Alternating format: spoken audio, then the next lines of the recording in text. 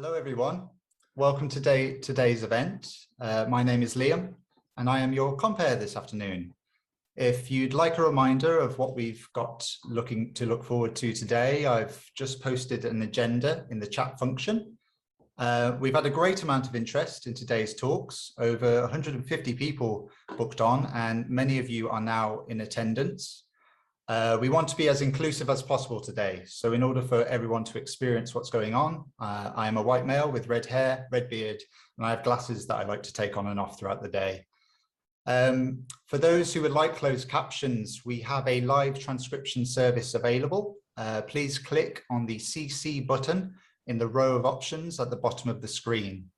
If you do require any support with this or any other access assistance, please drop a message in the chat function and me and my colleagues will try to accommodate you as best as possible.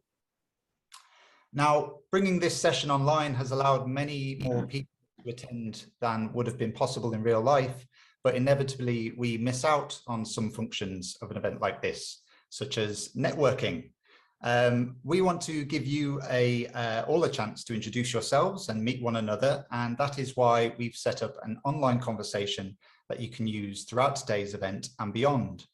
A link will be posted in the chat shortly. And it's a platform that's been hosted by the Audience Agency's community website. So here you can create your own profile and join in the conversation with other culture and heritage professionals. But today's event is part of the Audience Agency's Digitally Democratising Archives programme, which is supported thanks to funding from the DCMS, the National Lottery, as part of the National Lottery Heritage Fund's Digital Skills for Heritage initiative. You'll hear more about the programme later on this afternoon, but first of all, I want to invite our first speaker to take to the virtual stage, and that is Dr. Mia Ridge, who will be delivering a keynote speech for today's session. There will be an opportunity to ask questions of all our speakers today. If you have any questions you'd like to ask Mia or anyone else, please post them in the Zoom chat and we'll have a conversation after each talk. But for now, Mia, please take it away whenever you're ready.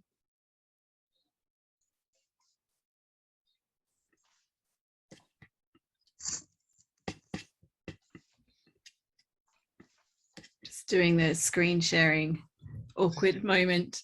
Thank you, Liam, and thank you everyone for joining us today.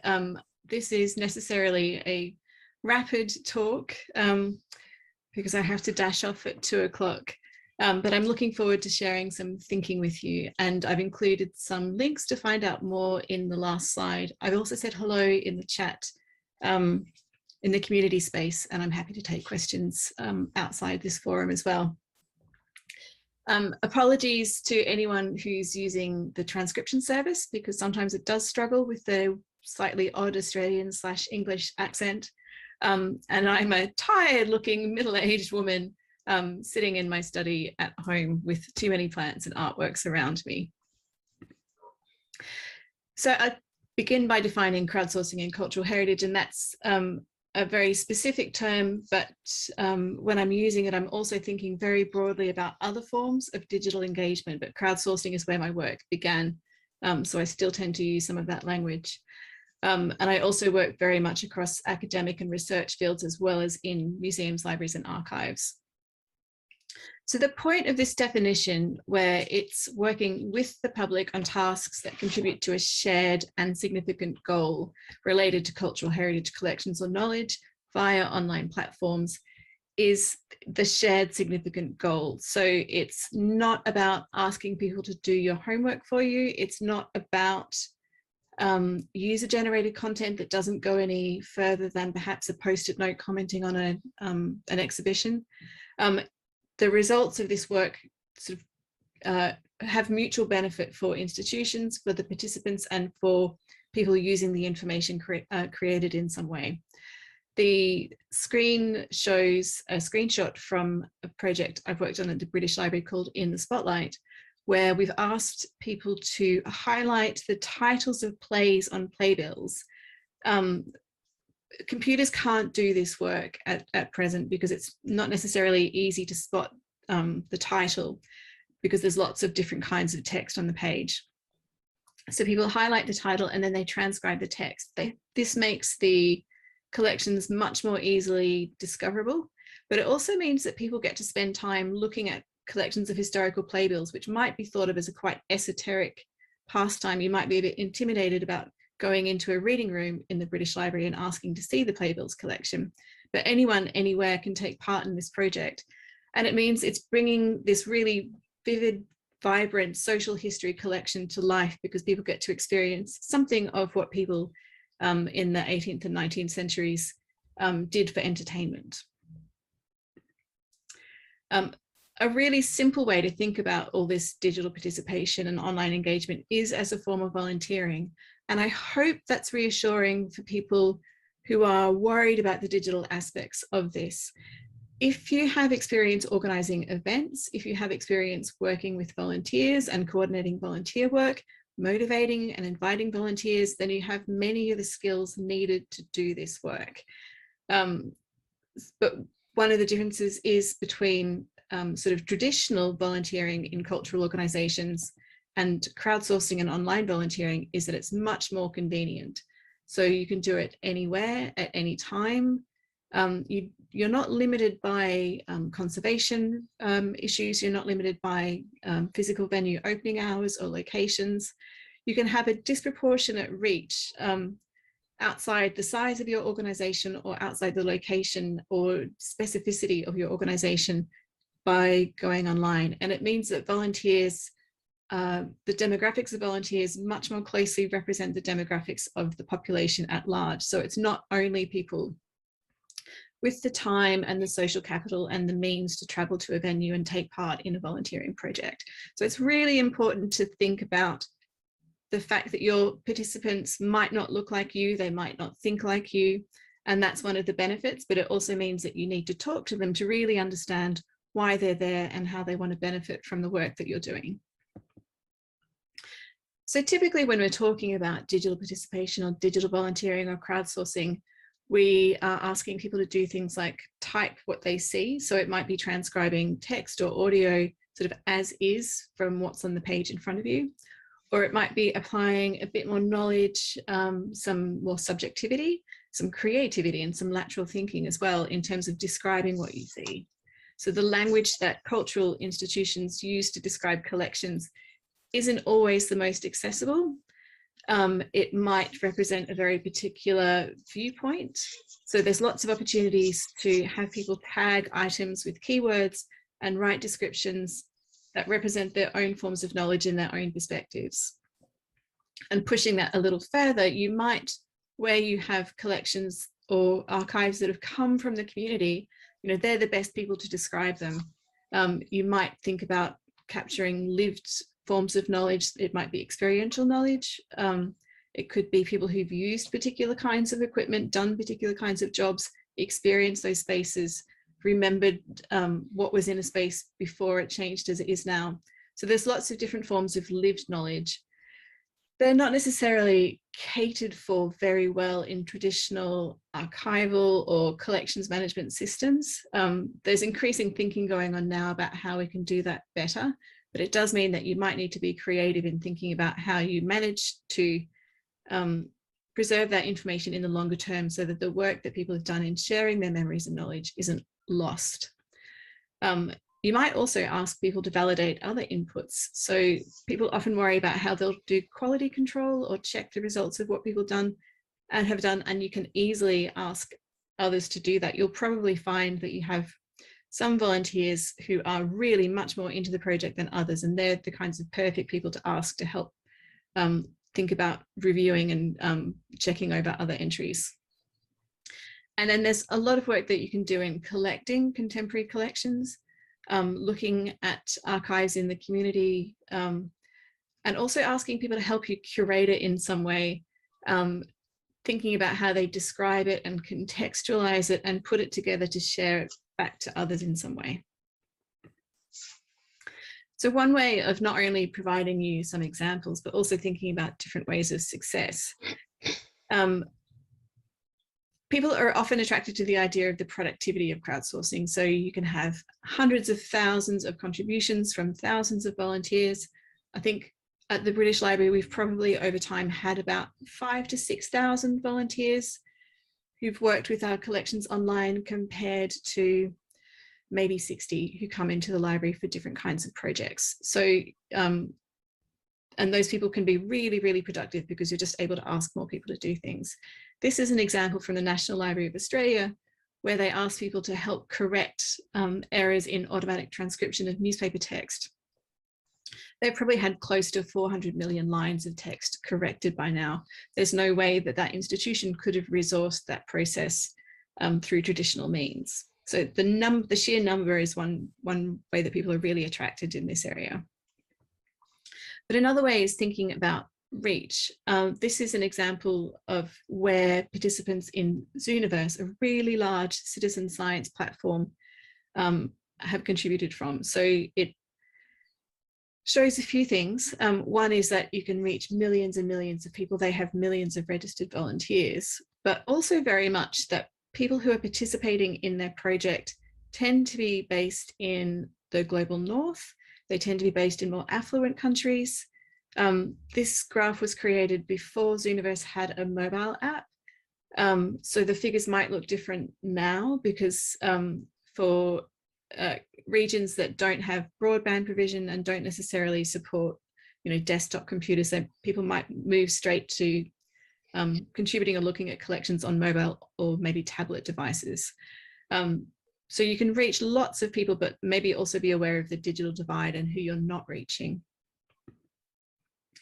And I think for today, the most interesting aspect is thinking about this as a form of how much engagement are you seeing and how much learning are you seeing? So engagement might be defined as something as simple as people taking some time to look at a collection item, or it might be as impactful as them learning new skills.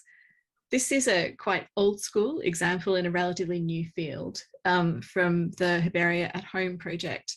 But what I love about this is that on their project, they had these herbarium specimen sheets with handwritten labels, and they asked people to help transcribe the labels so that the sheets could be, they could recognize or sort of list the species or the flora or fauna, and plot the location, collection locations on a map. People got into this project because they were into botany, and they wanted to improve botanical records from cultural institutions. But then they also started getting interested in the people behind the handwriting, and they started looking them up, learning some of the skills of like historical research, like using birth, death, and marriage records or census records to think about who these people were. And in the 19th century, people collecting botanical specimens could be working class, they could be middle class, they could be upper class. They could see different patterns in terms of whether people were collecting on weekends or during the week and what that might have told them about class. Also things like the coming of the railways and how that affected who was able to get out into the countryside. So their investigation into botanical names and collecting turned into something much more like a social history project and thinking about who these collectors were. The skills and the interests and the ability to follow and deepen the curiosity and learning, I think, is really inspiring in this kind of project. That learning isn't always as visible in many projects because it might happen sort of behind the screen, but you'll hear accounts from people of how they might have taken notice of a place name and wanted to be sure that they're transcribing it correctly. They'll go down a Wikipedia hole for half an hour in looking at that place name. So they've done an immense amount of learning, but the only evidence you have of their participation is when they finally come back and actually type in that place name. And I think thinking about whether you value productivity or engagement more will determine the metrics that you report on. It will determine how you speak to your stakeholders, funders, sponsors, and also how you interact with your participants. So it's really worth thinking about which definitions of success matter to you. International reach might not matter. It might be about how many people you reach in the local community. It might be about the diversity of those people, or whether they're people who've traditionally been harder to reach. So it's really important to think about these things up front.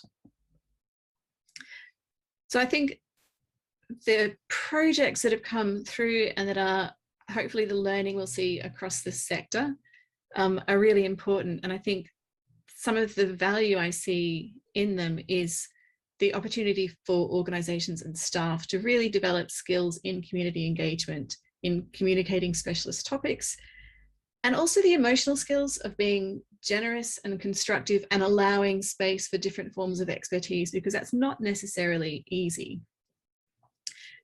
For collections, it hopefully means that they are accessed more, they're appreciated more.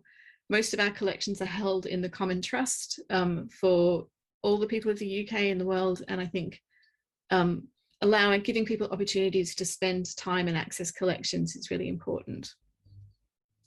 We also really hope that participants will learn and deepen skills and knowledge, whether that's specialist expertise, whether that's learning how to present collection items to the public, whether that's the technical skills of recording and creating metadata, documentation, with technical skills in terms of transferring and working with different file formats and different kinds of digitized objects, but also learning more about collections themselves, more about their communities, about their own lives, and developing different forms of literacy and thinking about what it takes to get something on a screen or what it takes to get something into a collection. There are, of course, opportunities to get more diverse perspectives, different forms of knowledge, different forms of living memory represented in our collections, but hopefully also new relationships between participants and project teams. Some of my favourite people are the volunteers who have worked on various British Library crowdsourcing projects, because I hear from them about what's interesting to them. I hear from them about the value of the project in their own lives. And of course, as a result of this, you get data, and that's fantastic, but it's maybe not always the primary goal, although it's obviously important. So just really quickly, some practical tips. If you've hosted a party and it's gone off well, you probably have many of the skills that you need to think about. And I find it thinking of setting up projects as being like hosting a party is important. So send invitations, make sure the venue works, have people got somewhere to put their coats. When you're in the moment, just enjoy it, be a good host, go with the flow. Try not to be too caught up in, I thought it was going to go like this, but it's going like this. As long as it's broadly going in the direction that you need, it's all good. And then you really need to think about the end of the night. How do you gracefully encourage people to move on? You don't just turn off the lights and throw everyone out the door. You might think about really planning that sort of the next phase and how you shut things down gradually and gracefully. And there's an elephant that you don't want to let into the room, and that is the fact that it can be really hard to make sure that you actually do what you said you're going to do with the data. There's technical issues, there are expectation management issues. So if you're talking about democratizing, be really clear about where participants can make or influence decisions and where there are parameters that you set up in advance. So if you're talking about an exhibition, there might be conservation issues, there might be issues with how you're going to display things. Make those really clear so that people know where they can work, because democracy is actually really hard. There are various other practical issues that you can think about. But probably my main final point is just understand why people want to participate and work to meet those needs, because it's really, if you don't have a good invitation, a good reason to participate, then people just won't take up that invitation. So finally, sometimes the technology can make it seem really intimidating and hard to manage, but we've been doing crowdsourcing in different forms for centuries now. Here's James Murray, used to live in Oxford, managed a crowdsourcing process for the Oxford English Dictionary using the post and using these immense numbers of slips of paper, which you can see behind him in the scriptorium. So technology has made it so much easier, but ultimately keep people in your mind, because it is all about people. So thank you for listening, and here are some places where you can find out more. Thank you, Mia. That's really helped set the tone of today's event. We've been trying to take a leaf out of your book actually today and crowdsource our questions for you. So I might dive in with some that have come through already. We've got one comment here saying, hello, Mia, very interesting presentation. How would you recommend engaging volunteers to work on a digital project? I suppose it depends where you're starting from. So if you have existing volunteers, sometimes they might be a bit resistant to change because there's things they like and they don't want to see them change. So having really open, honest conversations with them, if there are reasons why you're going online, then help them understand those benefits.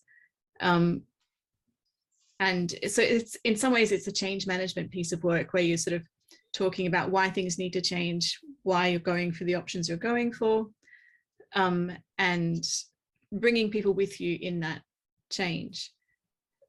So you might ask their advice on how to manage it. You might ask their advice on preferences. People can have really strong preferences. So sometimes it's about expectation management as well, like where you can and can't change things to meet those preferences. Definitely. But yeah, I think very much it depends. Yeah, we actually have a question on how then do you double check the completed work after it has been crowdsourced? Do you have any systems in place to deliver on that? Yeah, so a lot of platforms have those systems built in. So you might say that a minimum number of 3 people need to agree on things, or you can, if it's something like a keyword tagging project, review the tags either through an interface or there's usually some process between the data being gathered and the data being made available. So in that process, you can check things over, and sometimes the platforms will do that for you automatically. Or if it's things where it's people's memories or people's individual knowledge, you'd want to manage that process more carefully than using automatic methods. So again, it really depends on the thing. Absolutely. And then more from, I guess, a practical level, there's a question around confidence and where that comes into play for some people in being able to do this digitally or remotely, as opposed to being in a room with others. I know you've already drawn on that sort of digital aspect of things, but would you care to talk about the role of confidence in that scenario? Yeah, I think, again, I tend to reach for really sketchy metaphors, and that's partly because people have usually got some experience that you can build on. So older people might have FaceTimed grandkids, or people might have done, like, there's usually some experience that you can build on, but it does partly depend on knowing your audience. The thing about the pandemic is that people who are really resistant to remote things suddenly realized the advantages of them and made them possible. So build on the positive experiences that people have had with that. And yeah, but it's really about listening, because sometimes people's expressed concern is really about something else underlying it. Brilliant. And there are lots of different organizations in the virtual room today. So I guess each organization will have to sort of tailor their approach to meet their needs and their funders' needs and everything else. But I know you've mentioned some of the resources already, Mia, but is there any tools or resources you would say are a great first step for organizations that want to venture into this world of crowdsourcing and community curatorship, but just don't quite know where to begin? Yeah, there's 2 things I'd suggest. One is just going and trying projects for yourself, because sometimes you can see the mechanisms that they have in place to do quality control. You get a sense of why people would find it fun. So when I teach a crowdsourcing workshop, I set people off to play with projects until they find something that really gels with them. And the danger with that as a teacher is that you lose people because they're suddenly like immersed in 19th century shipping or whatever. But if you find something that you find enjoyable and that makes sense for you, that's a good place to start from in thinking about those systems. Talking to anyone in your organization who needs to be involved, because it's often places that you don't think of that might have some interest or concerns. So in my case, I spent a lot of time talking to metadata folk, because they manage the systems that things might go into. And on the other end, trying to coordinate with people who are thinking about things like social prescriptions. So if you like talking to people in your organization or in your sector, it's great because you've got excuses to go and talk to lots of people about your plans. And then recently we just published an open access book that is a pretty comprehensive guide to everything we've learned in the last 20 years about doing this kind of work. It's called the Collective Wisdom Handbook. I also have a preprint chapter that's listed in the references there that's a much shorter approach, which is very much if you're working in something like a library, these are all the practical steps that you need to think about. And there's a group on the Humanities Commons, which is also kind of a good place to go and ask questions. But yeah, have a cup of tea or a virtual cup of tea with someone. And yes, it's open access, it's online. It's at britishlibrary.pubpub.org. And I can paste the links into the chat. And it's also on the last slide, which I can just copy and paste. Lovely. Yeah. Audrey asks, can I buy this book? But I mentioned, is that right? Say that again? There's a question about whether someone can buy this book. Did you say it was open access? It is. It's we haven't got print on demand set up yet because we're going to do a second edition that will be ever so slightly shorter and more user friendly. But you can download the chapters as PDFs, or I can, if you email me, I can send you a PDF version. It's in EPUB format, so you can read it. Thank you so much, Mia. I've just caught eye of the time. I know we've only got you till 2 o'clock, so we might have to cut the Q&A short, unfortunately. But for those who do have more questions, do post them in the community webpage, as Mia has just joined kindly, and there is also a wealth of knowledge in the room at the moment. As Mia says, we can learn from one another as well. But once again, thank you so much, Dr. Mia Ridge, for joining us and delivering a top-notch keynote speech to kick us off today. My pleasure, and enjoy the rest of the day. Thank you. So next up then, I mentioned earlier that this event is one of a series we're putting together as part of the Audience Agency's Digitally Democratising Archives programme. To explain a bit more about the programme, I'd now like to invite my colleague Penny to talk through what this programme is and what we can expect over the next few months. Thanks, Liam. Thank you. And hello, everyone. It's so great to see lots of different people interested in the project that we're quite excited about. I'm Penny Mills. I'm the Consultancy Director at the Audience Agency. I also have a slightly different shade of red hair to Liam, and glasses, and a screen behind me that's hiding the rest of my bedroom, given that this is my office in the corner. So it was great. Thank you, Mia. I think what's great is Mia was part of our sort of steering group for selecting the projects, which Liam will talk about shortly. But really, when you mention these terms of archiving and digital and community engagement, it's great to be able to kind of pin down what those really are, because they can be quite abstract terms, and that there's a context for these things to happen. There are people involved and who are empowering and connecting people, and that's really at the heart of what this project is. And at the Audience Agency, in our various incarnations, we have always felt that action research projects are the most brilliant way of learning. And I think this one came along at a fantastic time, so that we can kind of have some live projects that we can support and evaluate to see how we can answer some of the key questions that we have, and to invite you all to be part of this conversation. And today really is opening this conversation. So we're going to ask you what other questions you have around these topics shortly, so that we can think about those as we deliver, our lovely projects deliver over the next few months, and that we can support them in that. And we have set them quite a task, that it's not a long-term project, it's really a kind of catalyst. How far can they get answering some of these questions for the work that they are doing over the next few months? And so they really are at the heart of all this, and we are supporting as much as we can to go on this exploration with us. And I think our core question really is, you know, what does digital make a difference? And that's the title of the fund that the National Literary Heritage have put forward with DCMS, and creating a community of practice around that. So if digital makes a difference, how does it? And I think Mia has pointed out some of those things that we know already.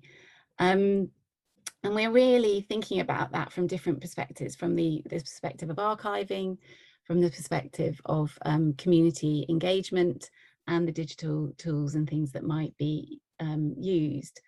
So we're thinking about that digital from the point of view of a lot of the archive material being digitized. So all the projects have got something that's already digitized that they can work with, whether that was documents, stories, images, videos, things that exist already that are digitized.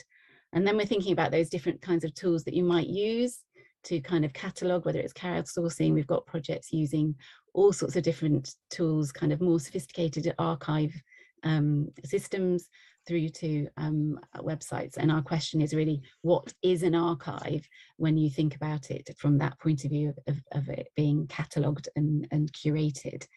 And then the final bit is obviously that it's all very well having these lovely archives, and we're engaging people with having a conversation and connecting them to those archives, but what are the stories that those archives tell? And we're working with the projects to think about how they might present those projects in various digital formats. So there's different axes of digital around the project. As Mia has talked about, it's all about the people who are represented by those archives, who are interested in those archives, who have questions of those archives.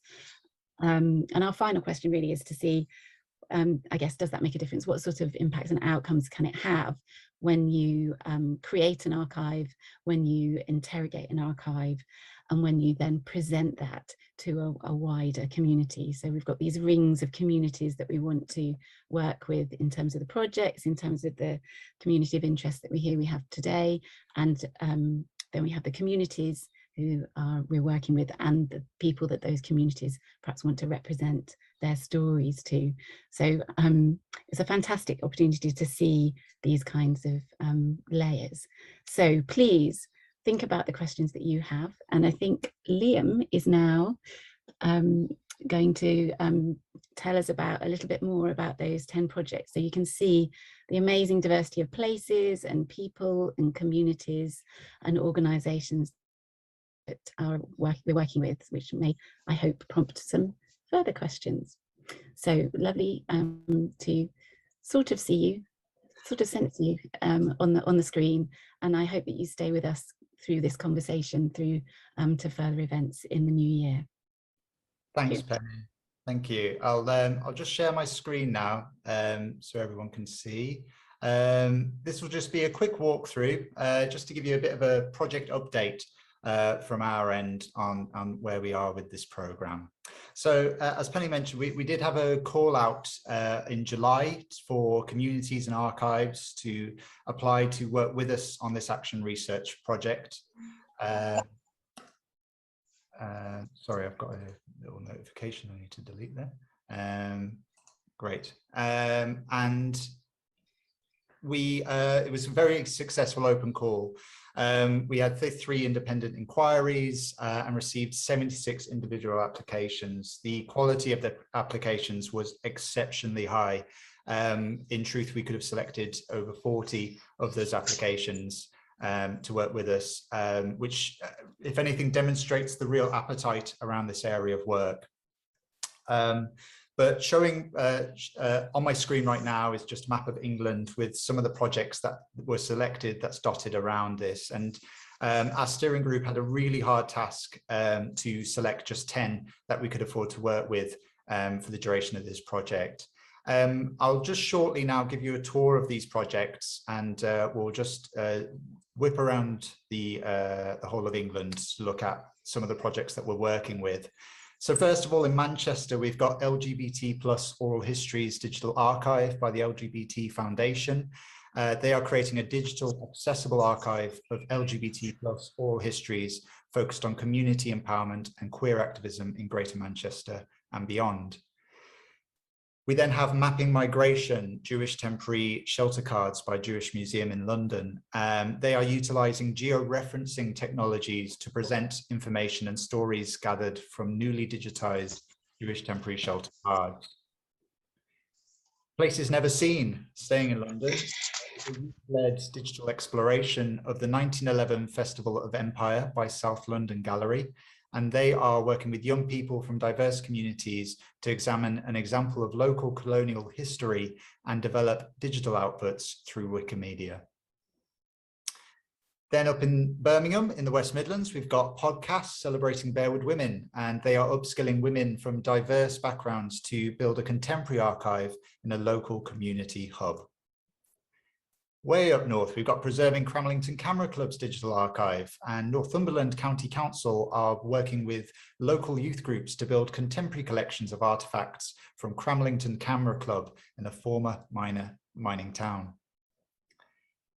Back to London again, we've got Silwood Video Archive Project by Spectacle Media, and they are working with communities from the Silwood estate in a participatory editing process to draw out stories from archival films made in the local area over a period of 40 years. This project is based in London, but is operating nationwide, and it is Stories from a Treasure by Kazetna. They are a podcast and translation service that are building awareness and connections with the Syrian diaspora living in the UK.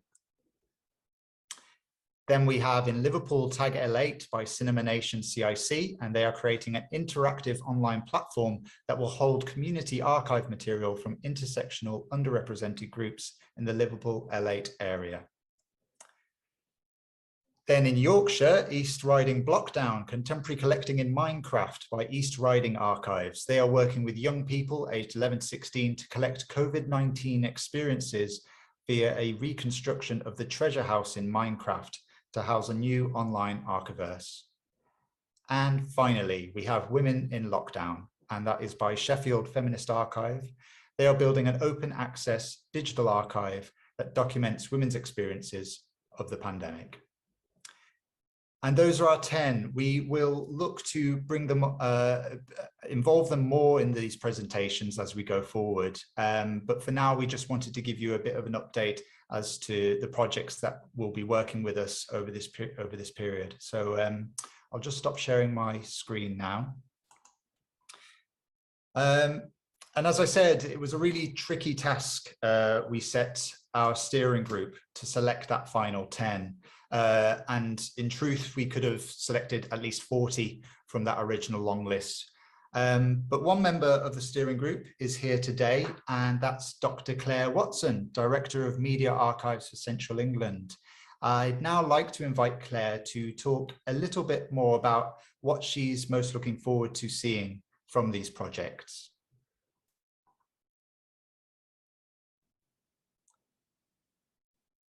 Claire's ready to speak. Okay, great, thank you. Thanks very much, Liam. Thanks for the introduction and good afternoon, everyone. So my name's Clare Watson. To give you a little background, especially in light of there being an international audience for today's event, which is absolutely fantastic, I'm the chair of the National Network for Public Access Film Archives in the UK, which is known as Film Archives UK. And separately, I'm the director of one of 9 English regional public access film archives, the Media Archive for Central England, which is the strategic lead organisation for screen heritage in the 12 counties and regions across the central belt of England, or as we know it, the Midlands. So I come from the perspective of an independent charitable archive, firmly grounded in audiovisual archiving at Mace, and we're based at the University of Lincoln, where I'm an associate professor in the College of Arts. So in terms of this wonderful programme led by the Audience Agency, which I feel very lucky to be sitting on the steering group for, I'm one of just a number of steering group members drawn broadly from across the archives, heritage and cultural sectors who are supporting the project. And I've been asked to represent that group today to speak quite briefly about some of my own perspectives on these projects and some learnings that may be derived from them, taking perhaps a more high-level view than the practical considerations that Mia so skillfully outlined already at the start of today's event. Now, we've just heard from Liam a little about the 10 projects that were awarded funding through the programme, and I've just got a short time to hone in on a few of those and draw out some of the interesting work that is being done. So perhaps around their potential to explore issues, to raise questions that I'm sure will resonate with many of you and your work and interests, and possible learnings that I hope these action research projects will deliver for our collective benefit. So the projects being supported, which all have an archive or archive collection at their heart, are led by a range of organisations, as you've just seen. And these span from public archives to museums, media companies to community groups. Now, taken as a whole, this in and of itself is a key feature of interest about this programme, because it immediately opens up questions about the role that is being, might be, and could be played by these diverse entities and groups within the key areas of the programme's focus. That is the dynamic between archives, digital, and communities or audiences. So, as I said, I'm going to just focus on a couple of the projects and draw out some of those issues. So let's take for starters the Northumberland Archives-led project. Now, this aims to preserve a local camera club's digital archive. And the project aligns to a key priority for the archive, which many of us will be familiar with, contemporary collecting. But it is also keen to address the local community's presumed unawareness of the potential digital black hole that weaknesses in the collection of born digital materials might bring about.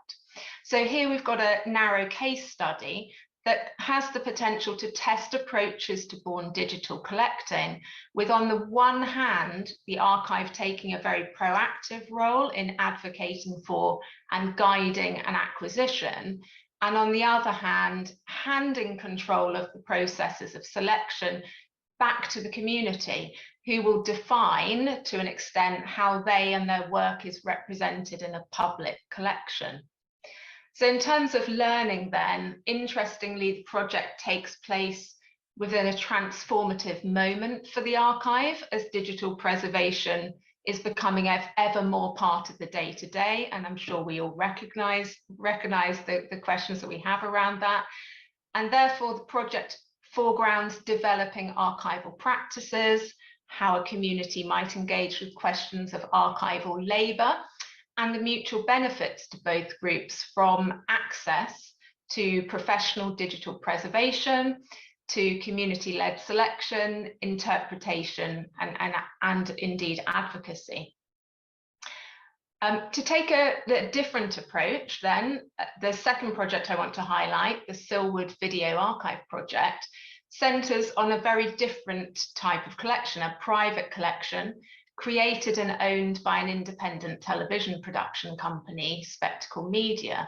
Now, over a period of some 20 years, Spectacle have specialised in documentary and community-led investigative journalism and participatory media.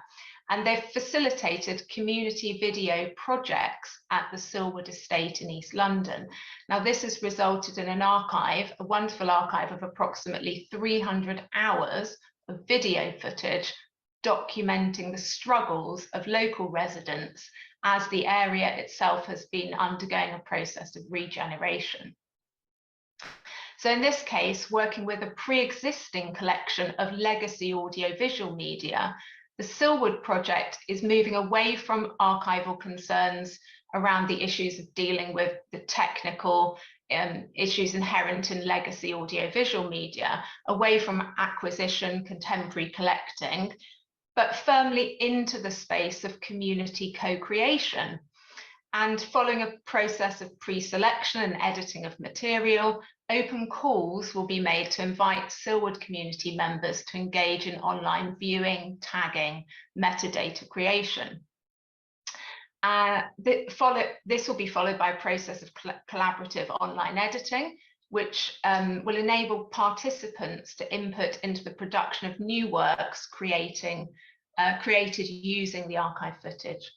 So for those of you who might work with audiovisual archives, in some ways this format might seem familiar, yet the project exists entirely in the online space, going back to that question of, does digital make a difference? And therefore, this project provides a test case for wholesale virtual participation, from recruitment of participants to modes of annotation, and finally to co-creation.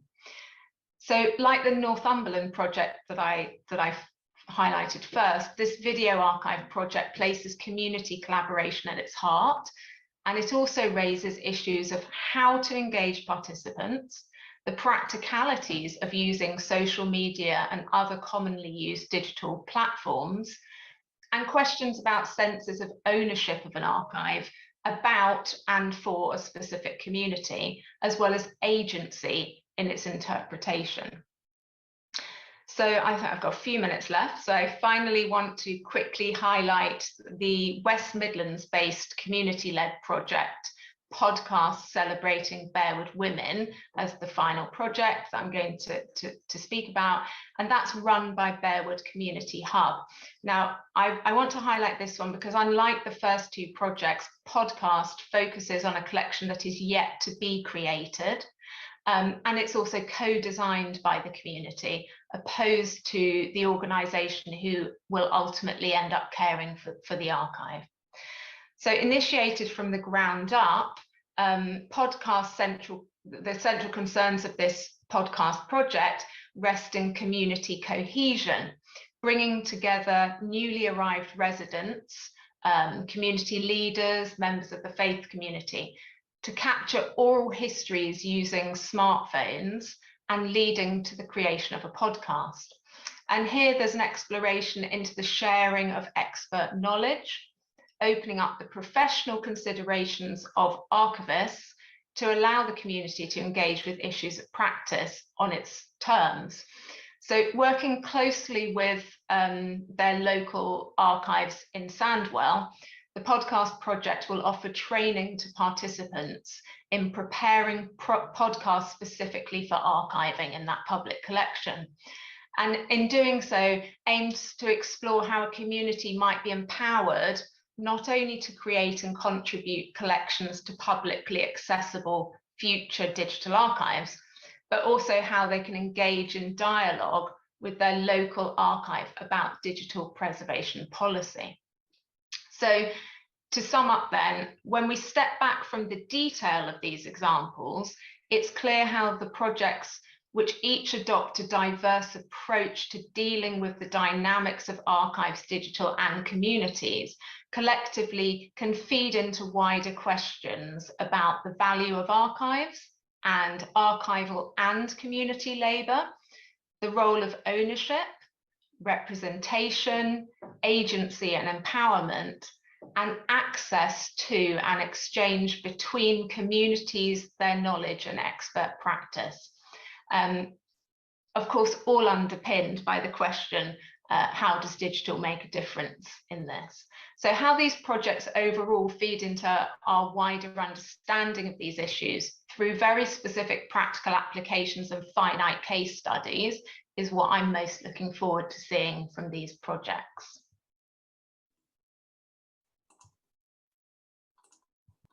Thank you, Claire. Katie Dyer in the chat has said that these all sound fascinating, and I couldn't agree more. You've presented them wonderfully there. It's great to have your thoughts on digitally democratizing archives. Thank you so much. Now, Claire has very expertly guided us to a timely 5-minute comfort break. But before you all go, we do have an interactive task for you. You've heard from Clare now on what she's looking for in a project, in the projects that we're working with. But we also want to hear from you in the audience. We've set up a question on Mentimeter, which asks, if you were evaluating the audience agency's Digitally Democratising Archives project, what questions would you want to ask us? So I'm sharing a link in the chat, and I will also share my screen shortly as well. Yeah, just so you know, your responses will be totally anonymous, and we will be grateful for your feedback, for any feedback we receive. I'll leave this open during the break, and we'll review responses at the end of the event. So feel free to respond, but also stretch your legs, grab a quick cuppa, and we'll meet back here again in exactly 5 minutes' time. Thank you.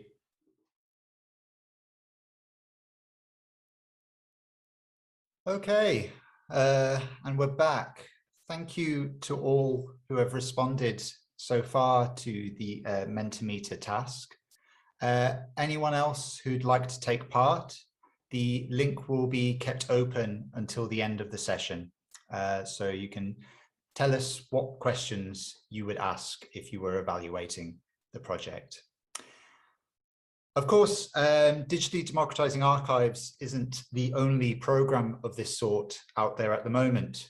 Many other organisations are working to bring archives and communities closer together. A key partner of the audience agency is the National Archives, who have a lot of experience in this area. So to talk a bit more about their work in supporting community archives, I'd now like to invite Dr. Joe Pugh to come to the virtual stage. Hi, Joe. Hello there. Hi, Liam. Hi. Since people are describing themselves, I'm holding a Penfold mug from Danger Mouse, a character that I'm increasingly starting to resemble. So I'm going to do the quick, slightly awkward screen sharing moment as well. You just forgive me for just 1 second. I dig my slides out. So I am a digital development manager at the National Archives, and I'm based in the archive sector development team. So we are the group of people who are responsible for trying to support the UK archives sector. That's the statutory role that the National Archives has. And I'm going to talk about some of the work that we do, the things that we offer to try and support archives nationally. So, you know, we've just been hearing about this, the projects that the audience agency are funding, but you might well be thinking, well, I've got project ideas and I'd like to be doing them right now. So one of the things that we offer is an archive testbed fund. So for archives who want to try something out, essentially, you know, we're interested in it in kind of exploratory projects, and we've had a large number of rounds of this, and you'll hear a little bit later from the Mills Archive who've been supported through this project. So some of these applications are very digital and some of them are much less digital. But at the moment, we're focusing on the theme of the 9th round is the 1920s.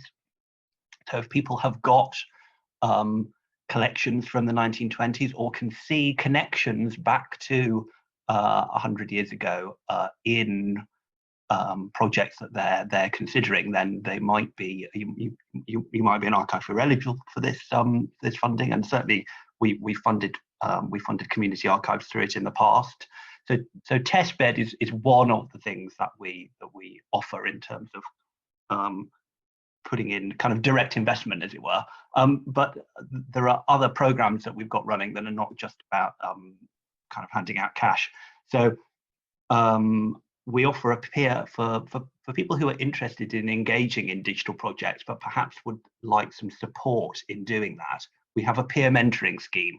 So we have essentially archivists helping out other archivists to run digital projects that they've formed together, and some of those archives have been community archives. So we're very happy to support community archives through that program.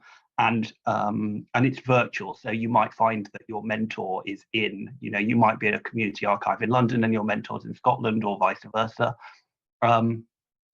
Applications for that program are open now, and they'll be open until 9th of December, I believe.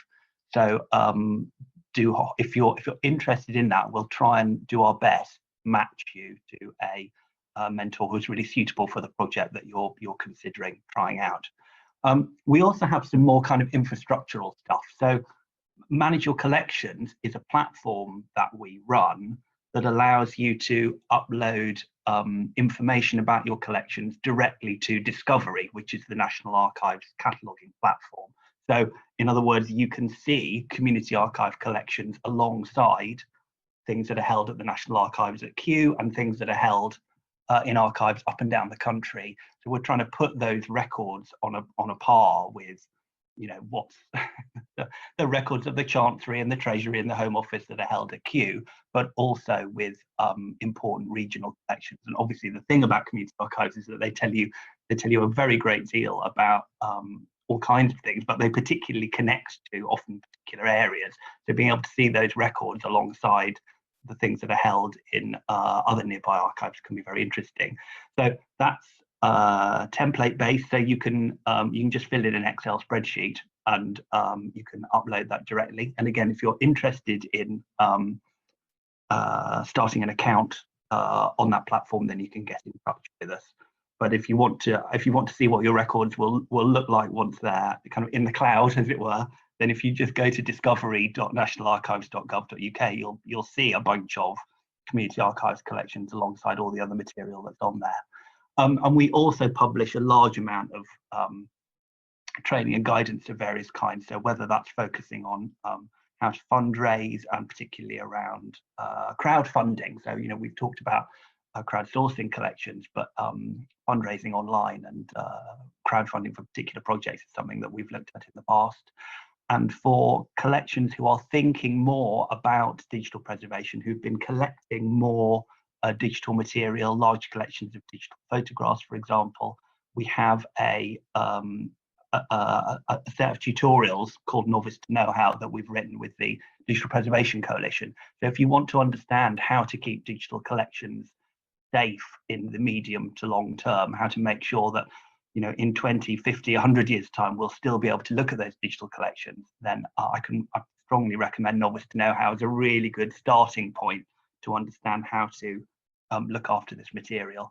And digital engagement as well. We all want to be better at social media and building links, within and beyond our respective communities.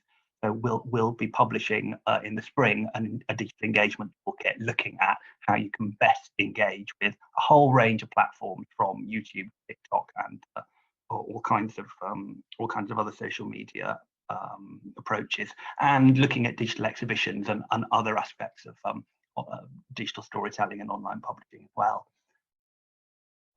One of the bigger projects that we're going to be working on over the next 3 years is a project called Our Heritage, Our Stories, which is one of the projects that has been funded by the Arts and Humanities Research Council in there towards the National Collections strand.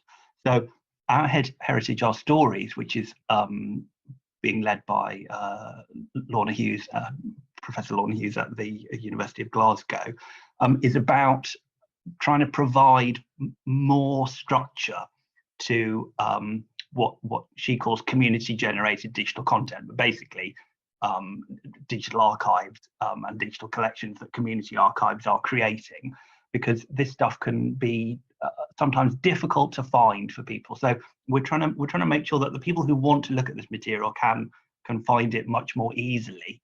And so the focus of the project is going to be on trying to link those collections together, making them more easily discoverable, making them more easily searchable.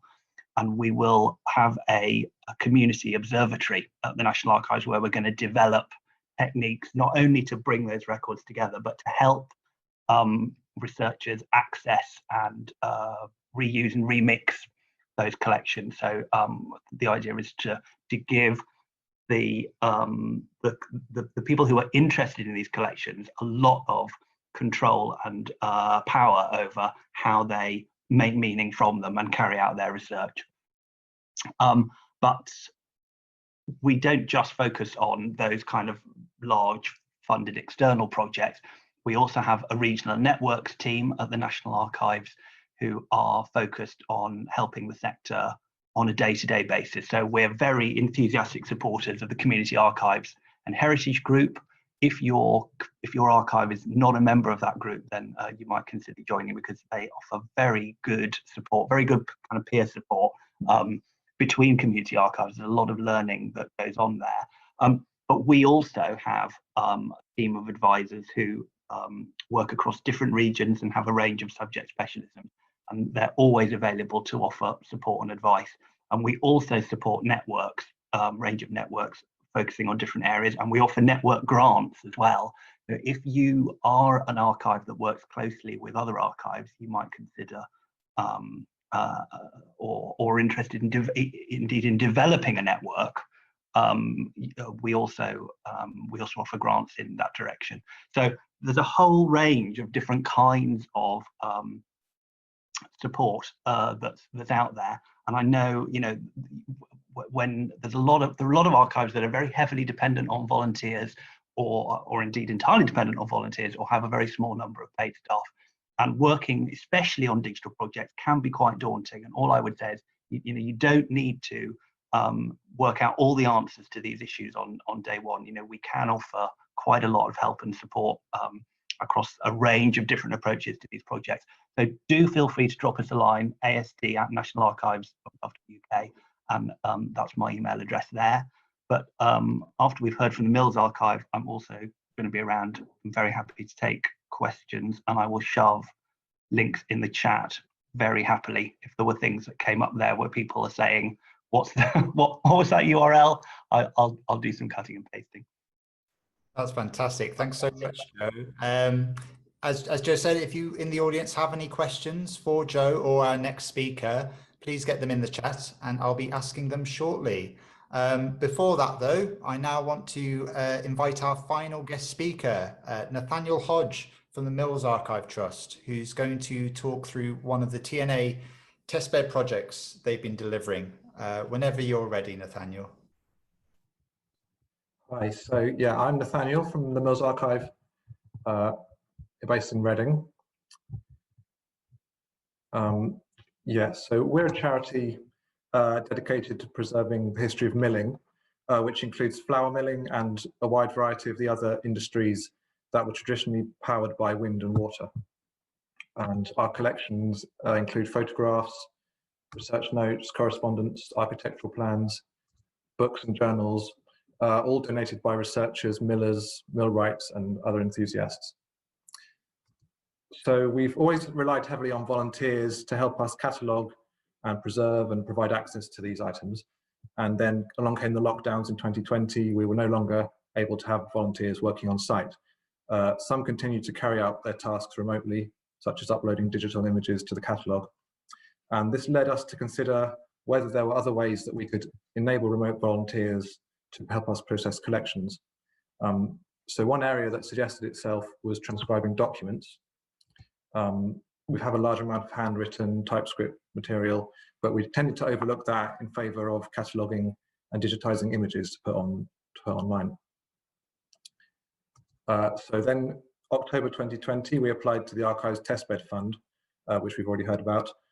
And our application was to test the creation and use of an archiving at home hub to enable people around the country to volunteer remotely and catalogue material and enrich our digital offering. And in January 2021, we found the application was successful. So our initial plan was to design the site in such a way that we could make the software perhaps available to other institutions.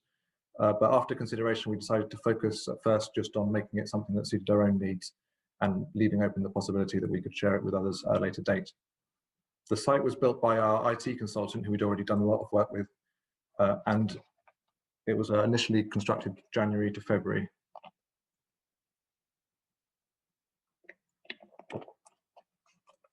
So after this came the process of testing, providing feedback, making changes to remove bugs and increase usability.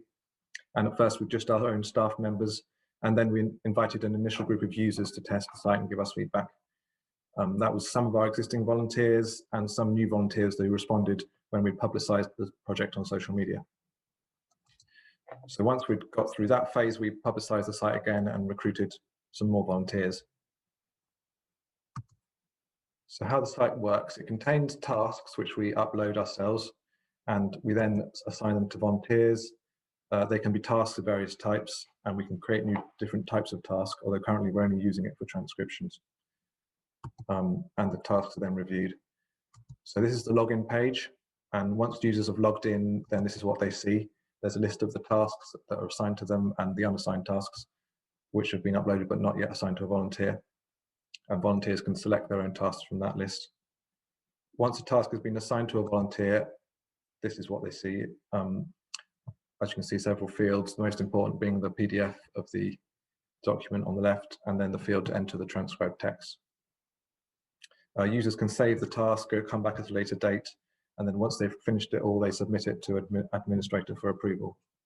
And once the volunteer's work has been reviewed by the administrator, it can be downloaded, and then the text can be incorporated into our online catalogue. So the documents that we've uploaded have varied from 18th century notebooks on gunpowder manufacture to legal documents, types and handwritten correspondence, as well as manuscripts for several unpublished books. So as of October, we've had 27 volunteers registered on the site. They've completed 300 or so tasks between them. That's a mixture of existing volunteers and new volunteers who responded to our publicity. Volunteers tended to vary in their levels of commitment.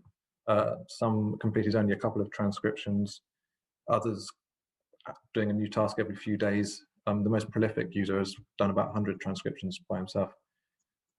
We benefited from user feedback during the early phases when the site was still being developed. And since that time, several users have volunteered further feedback, including accounts of their experience for us to use in our blog and our newsletters. One user commented that the transcription was something that I and surely many others love to do, something that has the possibility to take the transcriber on a journey, not just deciphering handwriting, but learning, in this case, about milling and gunpowder manufacture. I find it wonderful to think that with material in archives all over the world, the possibilities are endless. Another volunteer said, overall, I'm thoroughly enjoying taking part in the Archiving at Home project. It has improved my CV and given me experience and knowledge that would appeal to an employer. I love that documents like these are becoming more accessible, so more people have the chance to appreciate what museums and archives have to offer. An unexpected development was the opportunity to work with schools who were looking for work experience for their pupils. So we've provided this for two different groups of students. In each case, the students were assigned a set number of transcriptions to complete in a week, and the students gave positive feedback. For instance, this one mentioned that reading the documents was incredibly interesting. They had the feeling of looking over the shoulders of the authors and getting a peek at their lives. It was really immersive, and I felt transported to many different eras. At times it was slightly tricky to decipher handwriting, so a little investigating and guesswork had to be done, but overall the process was manageable and very enjoyable. And we also designed this certificate to hand out to the schools so they could give them to the students. So on to the question of what we've learned from the experience. What has worked well? The project's given us a valuable opportunity to learn more about public engagement, as well as satisfying our original aim, which was to enable people to continue volunteering whilst we were in lockdown. It also enabled us to interact with people we wouldn't otherwise perhaps have had the chance to engage with. Our own existing volunteers also enjoyed the new opportunity, as it provided them the opportunity to have more flexible volunteering so they could continue working at home. Even when some of them were able to come back to the office, they still enjoyed doing that.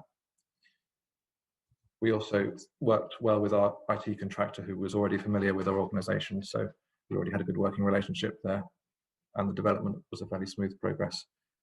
Making use of the volunteer feedback at the testing stage was also helpful, and also helped to make the volunteers feel engaged.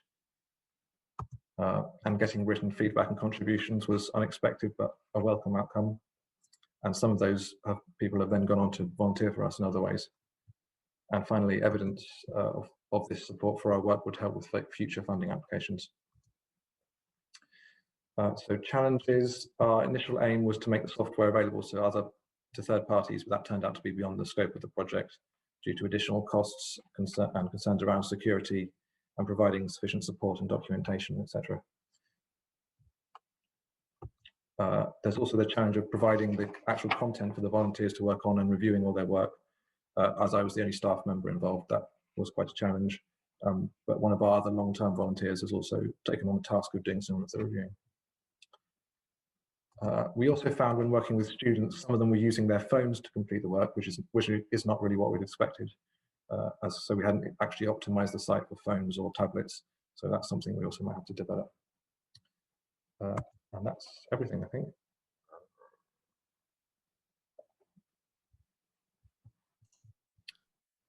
Such a brilliant project. Thank you. Thank you, Nathanael, for sharing with us. As I said, Nathanael and Joe have agreed to stay for questions. If you do have any, please pop them in the chat and we'll see how many we can get through in the remaining time.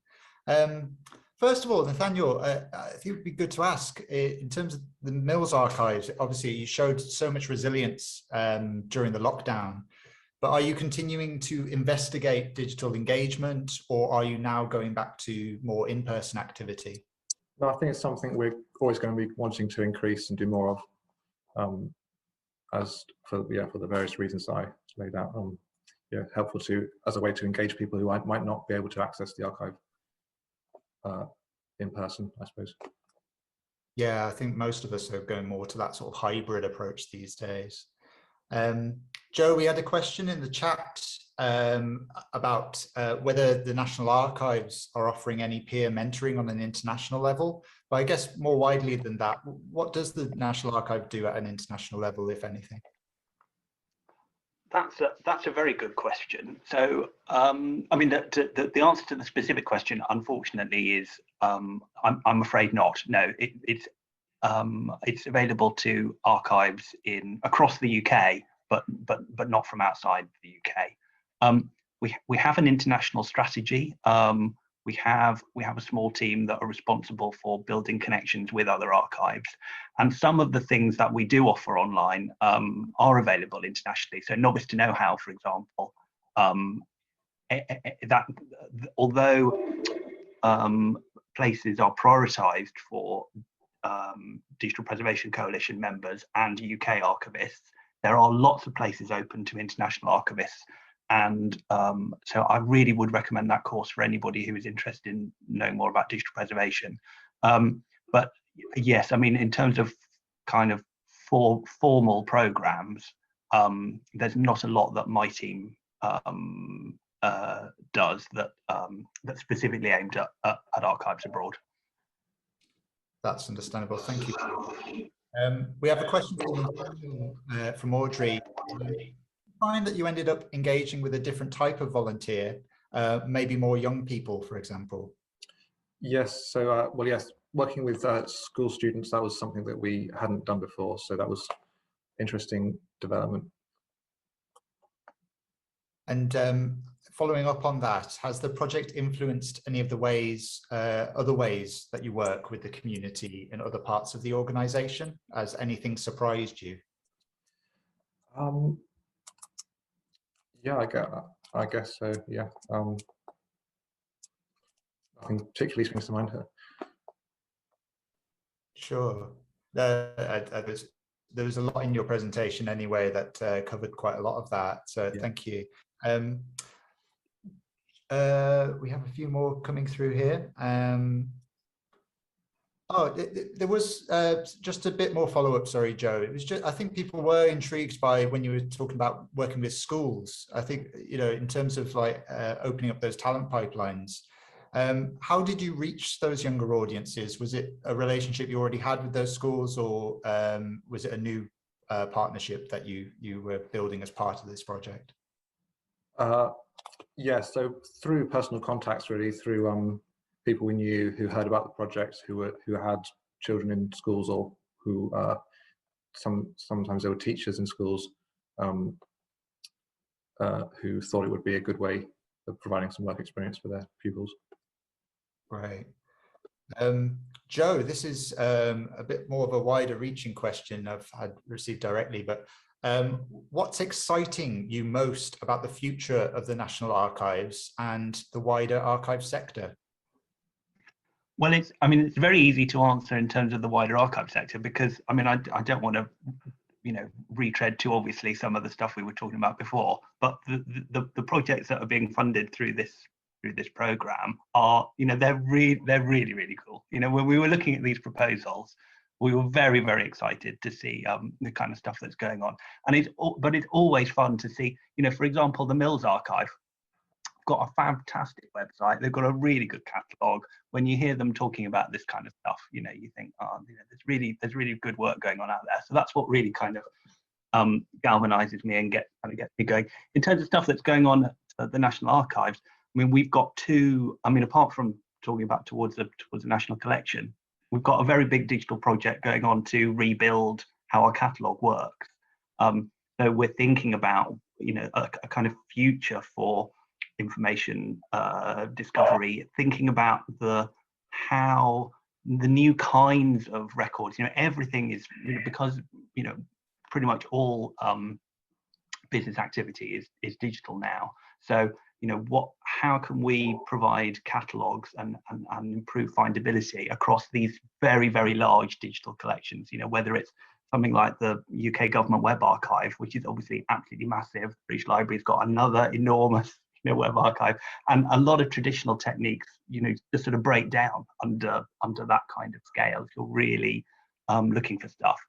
So I'm always very interested in how we can how we can bring more data together. As manager of collections is designed to do, but also, like, once you've piled it all up, how on earth do you make sense of it all? And that's a very interesting challenge. It is a very interesting challenge, yeah. Probably something that we can't quite cover today, unfortunately. Yeah, that's one for a different event. Yeah. No, I think that's a very inspiring note to possibly end the Q&A. Oh, sorry, there is one more question. No, it's just a goodbye. Sorry. I think at this point we probably will tie things up because it seems that people are starting to leave. But thank you so much, Joe and Nathanael, for your presentations. And thank you everyone who's attended today. I won't be going through the Mentimeter responses, but what I will do is post a link to this along with a recording of today's session in the community webpage. Here again is the link for those that need it. A lot of our speakers have joined, as well as other delegates, so you can meet and talk to one another, and we're all on that as well. We want to we want you to help us to design the future sessions that we'll be running as part of this program.